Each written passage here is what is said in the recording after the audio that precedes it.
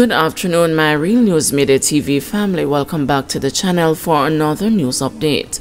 And in the news this afternoon, Canadian woman fined $20,000 for disorderly conduct at airport. A Canadian woman who was charged with disorderly conduct for cursing staff members at the Norman Manley International Airport while trying to board a flight on Monday has been fined $20,000. Lisa Boudry pleaded guilty when she appeared before presiding Judge Carlo Mason at the Kingston and the St. Andrew Parish Court on Tuesday. Reports are that on May 27, 2024, at 8:30 p.m., Boudry started behaving in a disorderly manner. It is reported that she started cursing at staff members and shouting at immigration officers.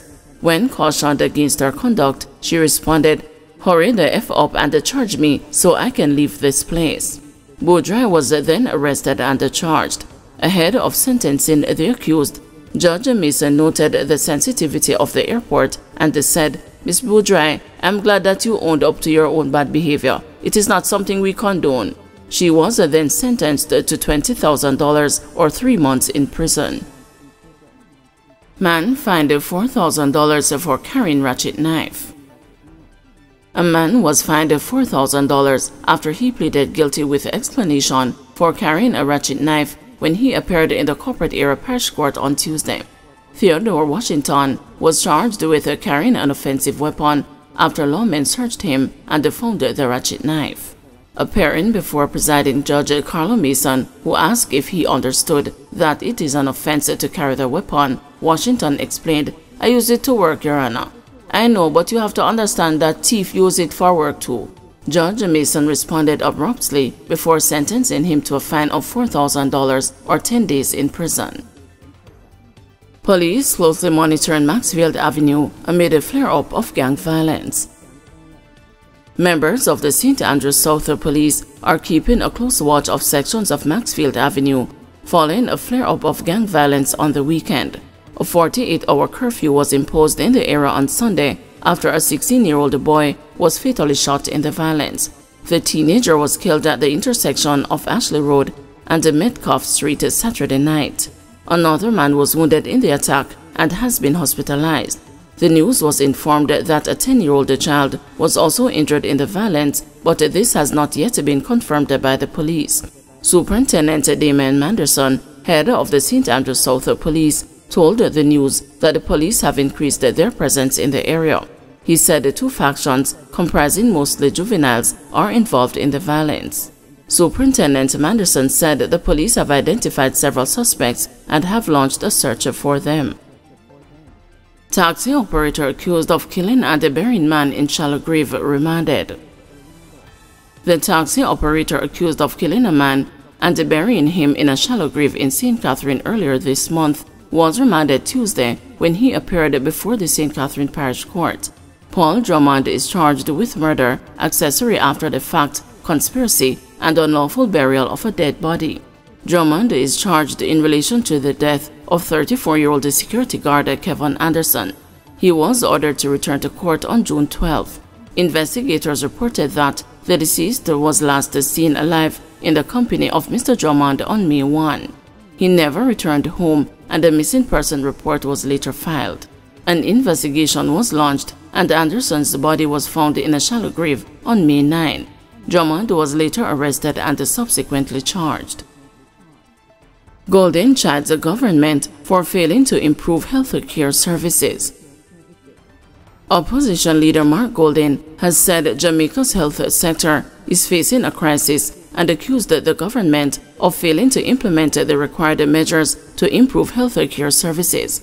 Speaking in St. Mary on the weekend, Mr. Golden accused the health minister, Dr. Christopher Tufton, of engaging in public relations stunts instead of ensuring that patients receive the required health care in public hospitals.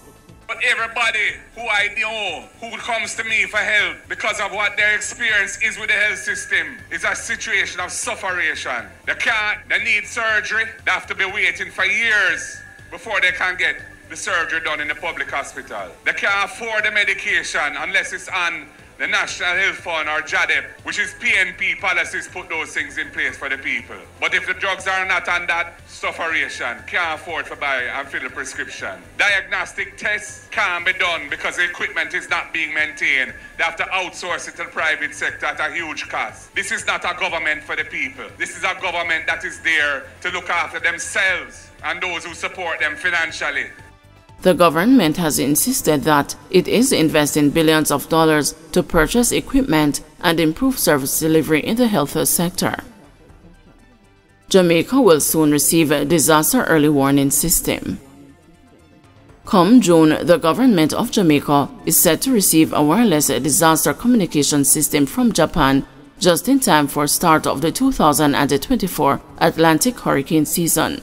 The system will ensure swift and secure communication between critical agencies and the vulnerable communities through a single communication network. Desmond Mackenzie, Minister of Local Government and Rural Development, says the project has already seen significant progress. 15 early warning siren towers were built at Port Maria and St. Mary, Olaba Bay, Angels to Bagua Corridor in St. Catherine. This early warning system will transmit messages issued by ADPEM to residents and commuters in these vulnerable communities. It will also facilitate evacuation training and stimulation exercise in these communities. As a part of this project, 292 mobile radios have been installed in emergency vehicles to make our first responders better able to coordinate emergency response activity.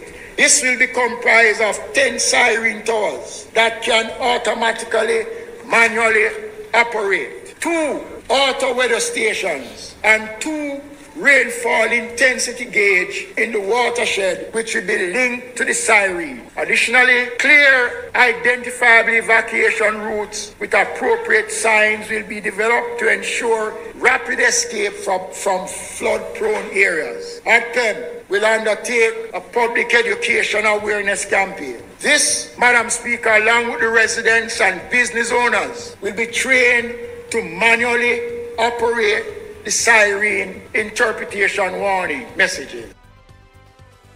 TAJ confirms more than $470 million spent to lease 2 unoccupied properties.